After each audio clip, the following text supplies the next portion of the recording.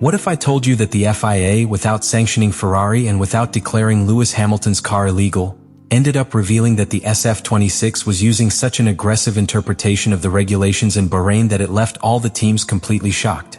Because what we saw in the 3 days of testing was not simply a fast Ferrari, it was a different Ferrari.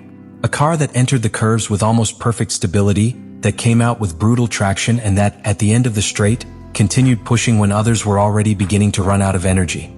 The big question is, did Ferrari discover a regulatory loophole that no one else knew how to see? Or are we facing the most intelligent technical concept of recent years?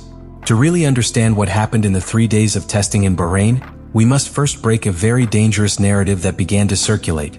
Ferrari was not accused of illegality. The FIA did not issue any sanctions. There was no formal protest. What did happen was something much more interesting and much more revealing. After analyzing what was seen on the track, the body decided to publish additional technical data on the SF-26, focusing attention on how Ferrari was interpreting active aero and hybrid management within the regulatory framework. And when the FIA decides to expose data in that way, it is not because there is an infraction, but because there is something that has attracted powerful attention. The first day in Bahrain began like any pre-season test. Different programs, variable fuel loads, hidden engine maps, and a lot of secrecy. But from the first long runs, Lewis Hamilton's Ferrari behaved differently from the rest. It wasn't simply a matter of lap time, but how I constructed that lap. On corner entry, the car looked extremely stable, with a very planted nose, indicating very efficient front downforce. But the most interesting thing was that this stability did not penalize the exit. Normally, when a car enters with a lot of load, it suffers on the straight. That wasn't happening here.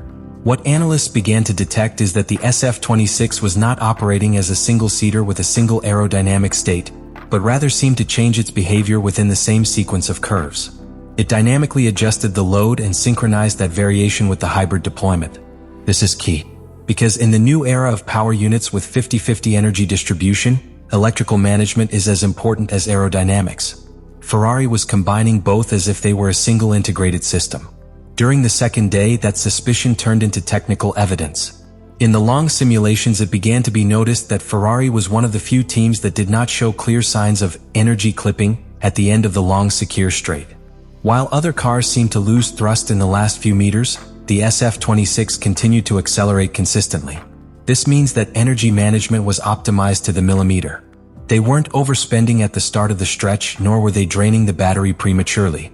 The deployment was progressive, sustained, and perfectly synchronized with the reduction of downforce on the straight line thanks to the intelligent use of moving elements.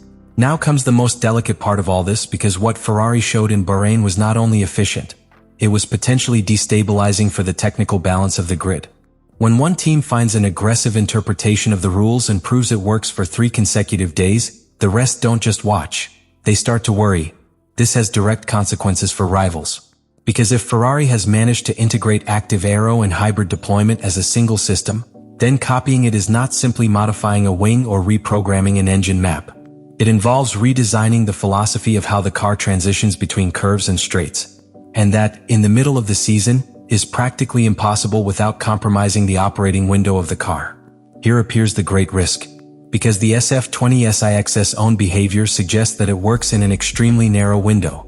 The stability at corner entry, the neutral balance at the apex, and the clean traction at exit indicate that the suspension, anti-dive, and electrical management are working in almost surgical harmony. But if this harmony is broken due to temperature, runway changes, or aerodynamic evolution, the system could become unstable. And that is something that we will only see when conditions other than those in Bahrain arrive. Bahrain is one of the most demanding circuits with the rear axle. If a car has excess load or poor energy management, you pay for it in temperature and wear.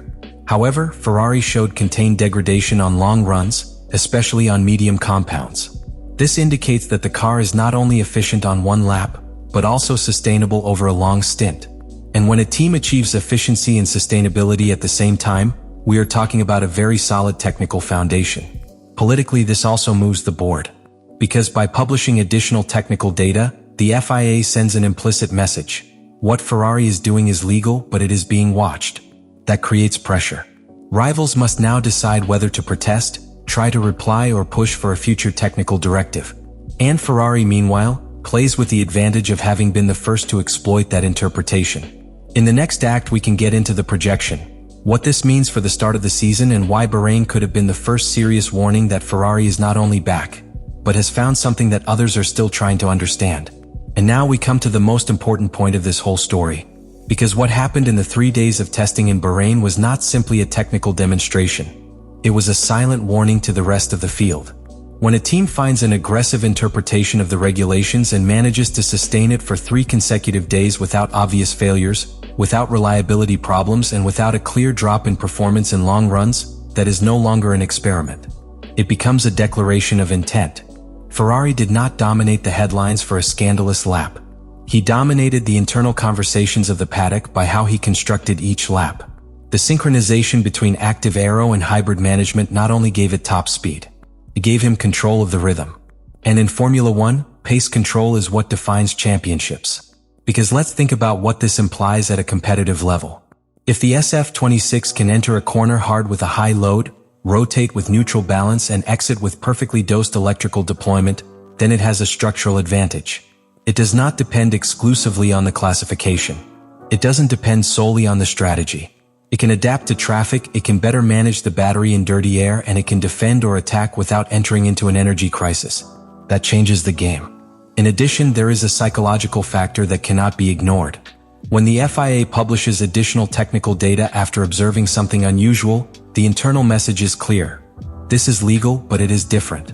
And in Formula 1, when something is different and works, the rest goes into reaction mode. Engineers reviewing data, simulators working overtime, emergency technical meetings. And while others are trying to understand it, Ferrari is already optimizing it. But here is the nuance that defines Act 3. Everything depends on the stability of that operating window. Because a concept so integrated, so tight, can be brilliant in Bahrain, but it will have to be tested in different conditions. Lower temperatures, less abrasive asphalt, sustained high-speed curves. If the system maintains its coherence in different scenarios, then what we saw in these 3 days was not a test illusion. It was the birth of the most technically intelligent Ferrari in recent years. If, on the other hand, that synchronization loses precision outside that specific environment, we could be looking at an extremely fast, but delicate car.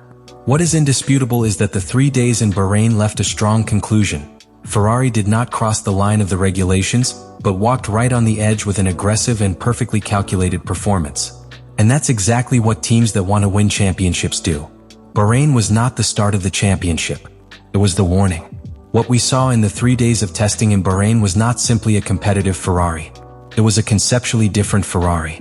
The FIA did not sanction, did not charge, did not declare the SF-26 illegal. But by publishing additional technical data, it made clear that the car was exploiting an extremely aggressive interpretation of the regulations regarding active aero and hybrid management. And in Formula 1, when the regulator decides to focus on something that is legal, it is normally because that something has moved the board. Ferrari did not present a miracle piece, presented an integration. A surgical synchronization between dynamic aerodynamic loading and energy deployment. A system that allows you to enter a curve hard, maintain stability at the apex, and exit with a progressive and sustained electrical delivery without suffering the dreaded clipping at the end of the straight. That, on a demanding circuit like Bahrain, is no coincidence. It is design, it is simulation, and it is execution. The 3 days left a clear message for the rest of the grid. The SF-26 is not only fast, it is efficient in how it builds its performance. And that difference is the one that is most difficult to copy. Because it's not about adding load or power. It is about understanding how Ferrari is using the regulatory window to unite systems that others continue to treat separately. Now everything will depend on a critical variable, the stability of that operating window. If the concept remains consistent across different track conditions, temperatures, and corner types, then Bahrain was no simple test sample. It was the first serious warning that Ferrari has found something that can mark the season. If it fails to sustain itself, it will remain a brilliant but fragile experiment. But today, with what we have seen in the 3 days, the conclusion is overwhelming. Ferrari did not cross the line, but it showed that it knows exactly where it is. And when a team masters the limit without breaking it, it is usually closer to the title than many imagine. Let me know in the comments what you think about all this.